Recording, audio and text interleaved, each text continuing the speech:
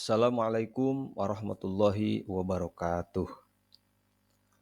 Alhamdulillah, pada kesempatan ini bisa bertemu lagi dengan Bapak dalam pembelajaran pendidikan agama Islam dan budi pekerti.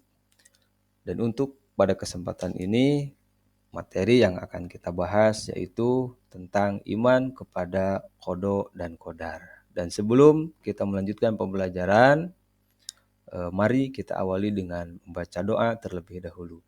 Bismillahirrahmanirrahim. Rabbi zidni ilma warzuqni fahma.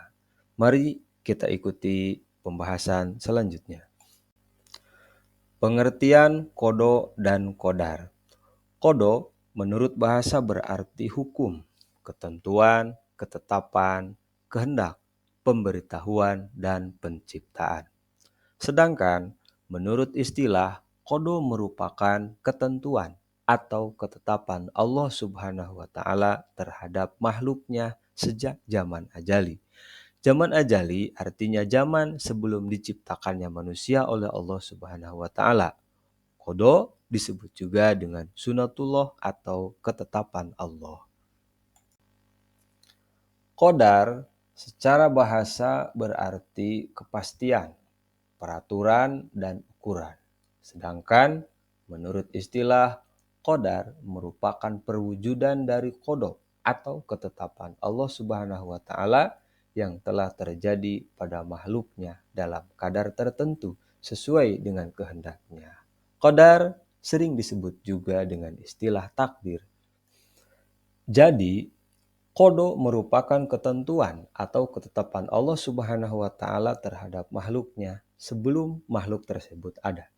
Sebagai contoh, bahwa sebelum kita dilahirkan, Allah Subhanahu wa Ta'ala telah menetapkan batasan umur kita, jenis kelamin, rejeki, nasib, dan lain sebagainya. Namun, kita diperintahkan oleh Allah Subhanahu wa Ta'ala untuk berusaha atau berikhtiar dan berdoa agar menjadi ketetapan atau takdir yang baik. Sedangkan qadar merupakan ketentuan atau ketetapan Allah Subhanahu wa Ta'ala terhadap makhluknya yang sudah nyata terjadi, seperti kematian, jenis kelamin, laki-laki atau perempuan, kaya dan miskin, kesuksesan, dan sebagainya. Sebagai contoh, terjadi kematian salah seorang di antara keluarga kita atau terjadinya musibah secara tiba-tiba. B. Jenis-jenis takdir dan contohnya. 1. Ada yang disebut takdir mubrom. Takdir mubrom berarti ketetapan Allah Subhanahu wa Ta'ala yang pasti akan terjadi sesuai dengan apa yang telah tertulis di Lauhul Mahfudz dan tidak bisa dirubah dengan usaha manusia. Contoh, takdir Allah Subhanahu wa Ta'ala yang pasti akan terjadi dan tidak bisa dirubah dengan usaha manusia antara lain kematian atau ajal. 2. Takdir mu'allaq. Takdir mu'allaq merupakan ketetapan Allah Subhanahu wa Ta'ala yang masih tergantung dengan ikhtiar atau usaha dan doa manusia. Dalam arti lain bahwa Allah Subhanahu wa Ta'ala memberikan ketetapan terhadap makhluknya sesuai dengan apa yang telah diusahakan oleh manusia tersebut.